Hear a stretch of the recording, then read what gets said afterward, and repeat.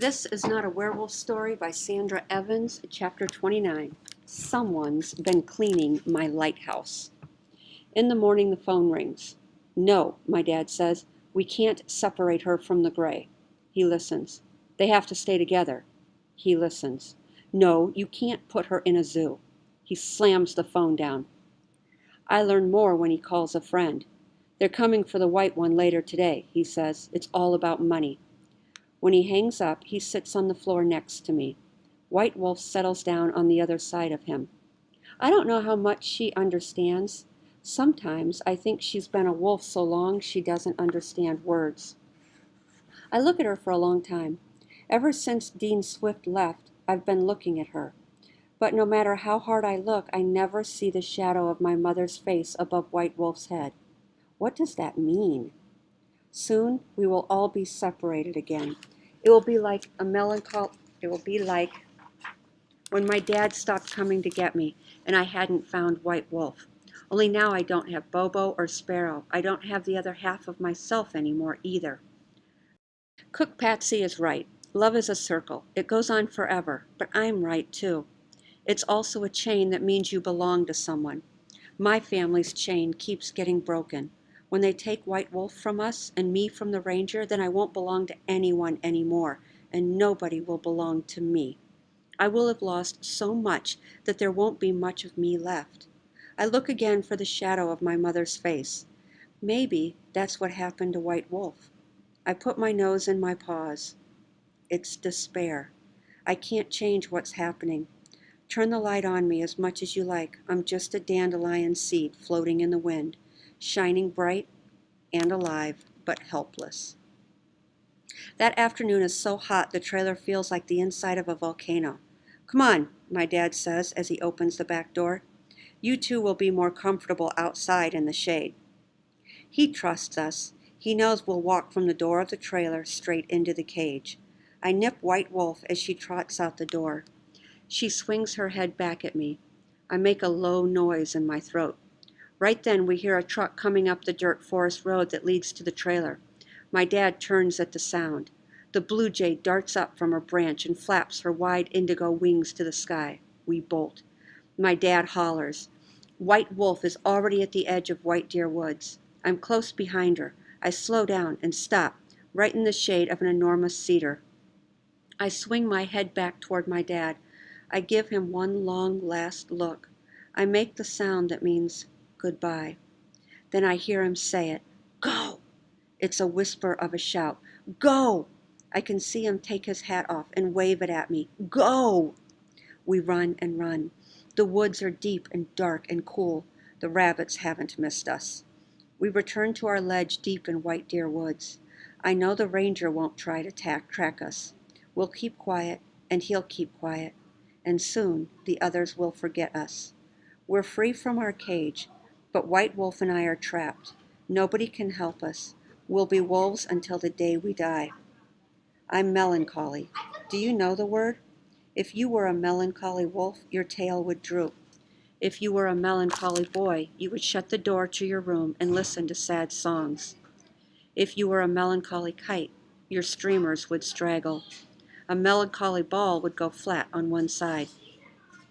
At the lake, I can smell the fish and frogs. I look to where the Tuffman straw man once hung. Now it's just a pine like any other.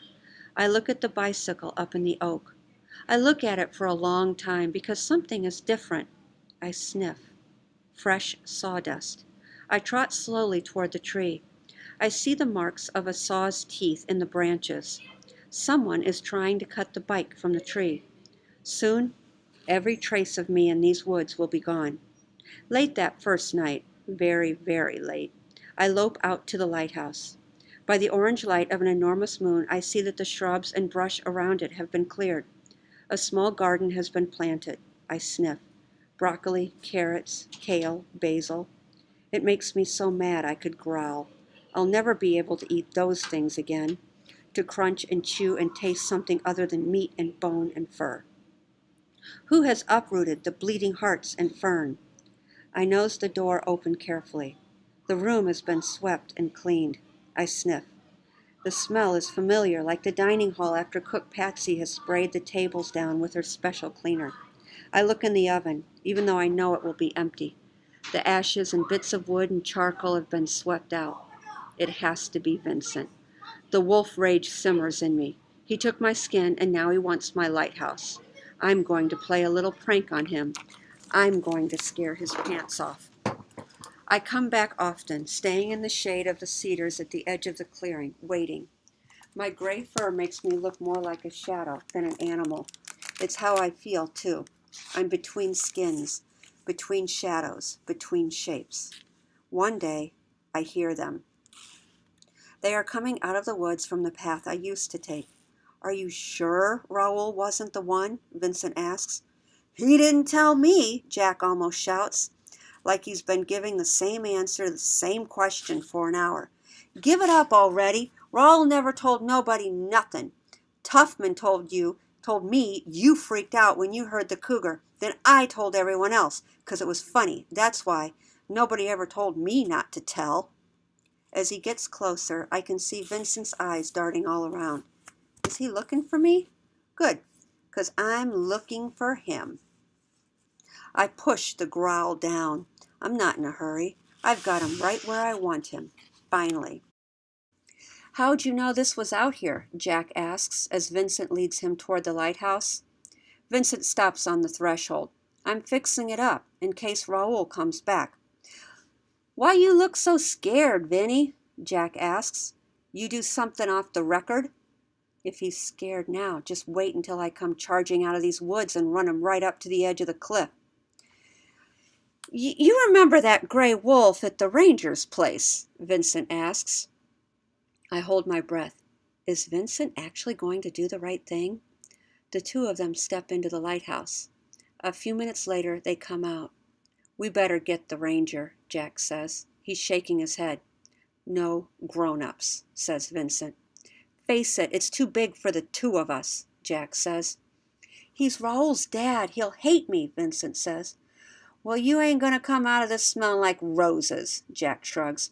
But we don't have to tell the whole story, get it? Let Tuffman take the rap.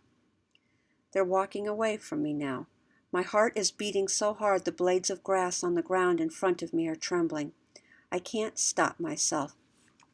I run out from under the cedar. I sprint across the meadow. They turn and see me. Vincent screams and falls down. Jack stays on his feet, but he looks scared. I trot the rest of the way to them slowly, tail wagging, tongue out of my mouth, lips drawn back in one wicked smile. Get up, Vincent, Jack says in a tired voice. It's just Raoul. I jump up and put my front paws on Jack's chest. Jack scratches my ears. Don't worry. We're going to get your dad. Tuffman made me do it, Vincent says, his face pressed into the grass. I walk over to him and sniff at his back. He's shaking like a leaf on a tree. I'm sorry, Raoul, he says. I'm really, really sorry. What can I say? Nothing. Those are the words I've been howling to hear. I wait at the edge of the forest. White Wolf waits with me. The sun is high in the sky. It gets lower, then lower still. The light of the setting sun streams down through a small opening between leafy branches, making a tunnel of speckled, spackled, dappled light from sky to earth. Through this tunnel of filmy light, two boys walk. Behind them are two men. I take a deep breath. Thank goodness. They brought Dean Swift. White Wolf sits up. I nudge her with my nose. Stay, I'm saying to her, because my only fear is that White Wolf will leave. I'm still not clear as to how you knew Raoul's clothes were on the top rung of the ladder in the blackout tunnel, Dean Swift asks. Tuffman told me, Vincent says, but I didn't remember until just now. Dean Swift makes a face like he can't believe what he's hearing. You didn't remember? He says. Then he sees the lighthouse. He whistles softly between his teeth. So they never destroyed it. Red Bluff has been here all along. I should have guessed. His face lights up like it does when he learns something new. I get up and walk across the meadow. We meet in the middle. Tears stream down my dad's face, and he kneels to stroke my fur. My dad looks up at Vincent. This better not be some game. Then he stands up. Give him the clothes. He yanks Vincent by the arm so that he's standing in front of me. Vincent stares at the ground. Wait, says Dean Swift. Let's put the clothes in the oven. Isn't that where Tuffman found them? And then the rest of us should step back into the forest. Vincent doesn't look at my dad, but I hear him whisper, I'm sorry, Mr. Ranger. My dad nods, but there's an unforgiving look around his mouth. Vincent takes a big breath and walks over the threshold. Dean Swift tilts his head curiously. So this is where Vincent has been coming all summer.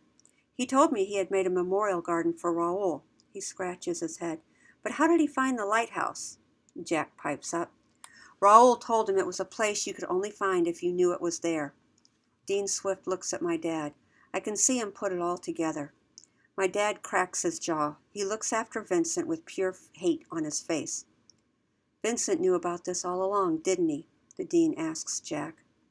Jack lifts his left hand in a lopsided shrug. Dean Swift's face turns purple. Here I've spent endless hours reviewing every account of these kinds of occurrences, trying to find some way of bringing a boy back, and this little traitor had the answer the whole time? Now Jack and my dad look at the dean with surprise. You knew Raoul was stuck in the Gray Wolf? Jack asked the question before my dad can figure out how to say it. 30 years of research has given me one irrefutable and entirely natural fact. These woods are magic. Native cultures the world over and throughout time believe that there are places scattered over the earth where thresholds, or doorways, exist that allow us to move between the physical world and the world of the spirits.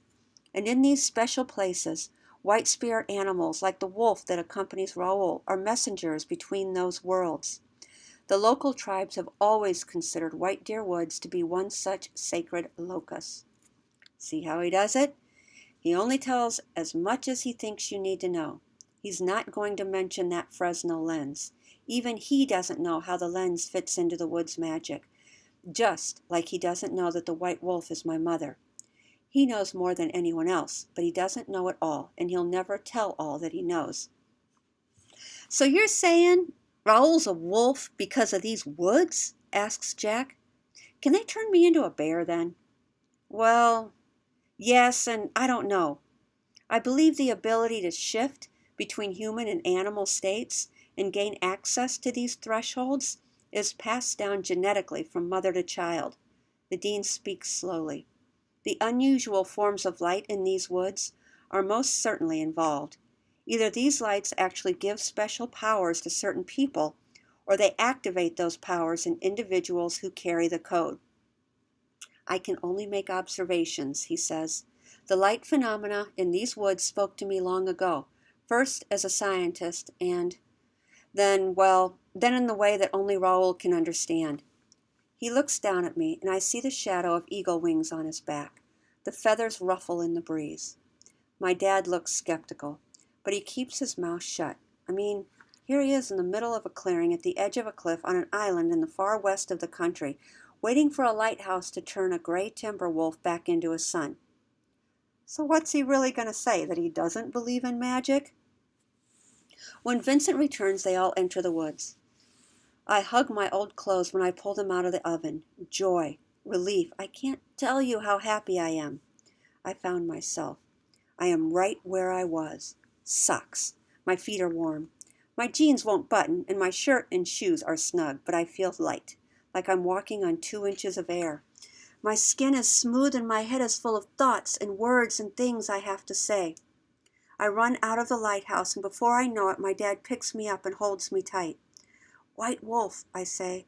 The words come out like a creak and a growl. We both look over to where we last saw her. She's gone. It's Mom, I tell my dad. I'm sure of it. Dean Swift's eyes bulge. That never occurred to me. Dean Swift is flabbergasted, but my dad acts like I just told him my mom got stuck in a traffic jam somewhere, like it's no big deal. Don't worry, he says, we'll bring her back. We just have to figure out the right steps. Do you see how quick a man of science can become a man of magic? Seeing is believing. We'll fix it, he says. He's my dad, so I believe him.